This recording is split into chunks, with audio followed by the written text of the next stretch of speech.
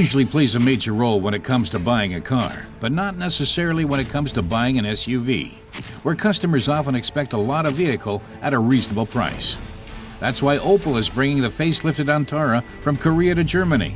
The new version is supposedly better than its predecessor, but can it really fight off other Asian competition? Mitsubishi's Outlander is a rival, as is Mazda CX-7.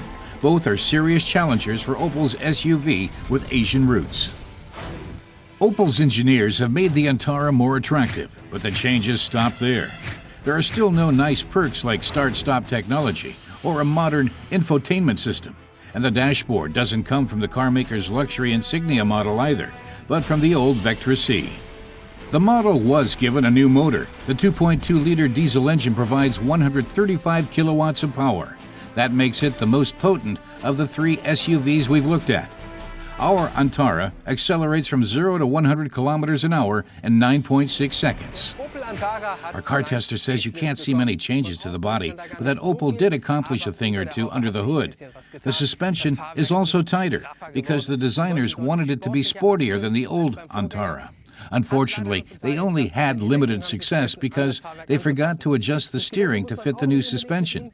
Dennis also thinks the skirts are too low to really take the Antara off-roading, but he likes the fact that it is so quiet inside, as well as the interior fittings. In terms of price, the Opel is average for the segment.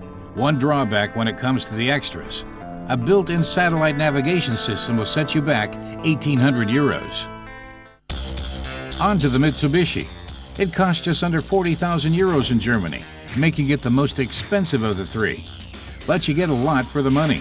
Air conditioning and navigation system are fitted as standard, as are 7 seats.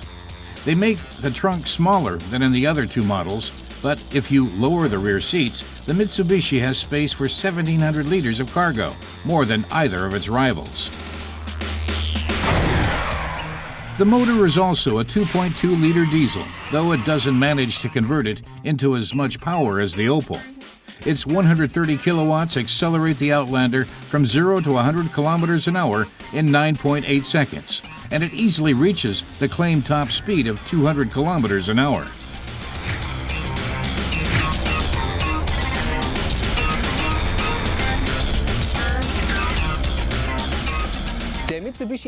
Dennis says that the Outlander really is an Outlander, that you can take it off-roading. It has the most clearance between the skirts and ground and has a powerful diesel under the hood, though it takes time to get up to speed, and the turbocharger has some problems, including a whistling noise that takes some getting used to.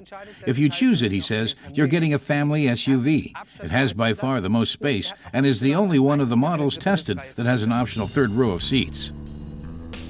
So the Outlander spoils you with space and also takes the laurels as far as respectable SUV styling is concerned. The Mazda CX-7 doesn't actually have all that much in common with a real off-roader. It can cope with slightly rougher surfaces, but it's definitely most at home on asphalt. It's aimed at drivers who like the higher seating position of an SUV, but don't really want to get it too dirty. The Mazda's strengths are the lively gearbox, its sporty road holding, and its direct steering. In spite of that, it brought the least powerful engine to the starting line in our test. Even if it only packs 127 kilowatts, the CX-7 was also able to hit 200 kilometers an hour without a problem, but it burns more fuel than its competitors. The Mazda came in last in terms of consumption.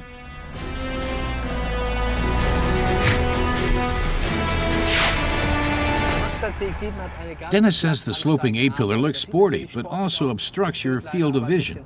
And in terms of space, the Mazda is also the weakest candidate. But it has a tight transmission, precise steering, and a peppy diesel motor. It's not always the most convincing SUV in the test, he thinks, but it's the most fun to drive, at least on the road. The CX-7 costs around 36,500 euros in Germany, and it supposedly retains its value quite well compared to other cars in the class.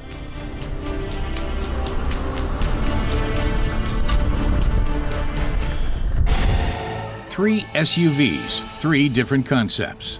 The Mitsubishi is clearly aimed at larger families. If you need plenty of space for any occasion, then the best bet is the Outlander.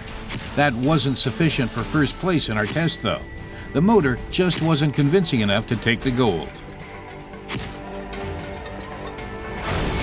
The Opel Antara tries to please both the family and the driver. Unfortunately, the German car maker didn't really succeed. Its compromise is more like a stiffer version of GM's comfortable Chevrolet Captiva, with a new motor and the Opel logo slapped on the front. In our test, the Mazda CX-7 was the clear favorite because it was so much fun to drive, and it proves that when it comes to modern SUVs, you can even have a good time on the asphalt.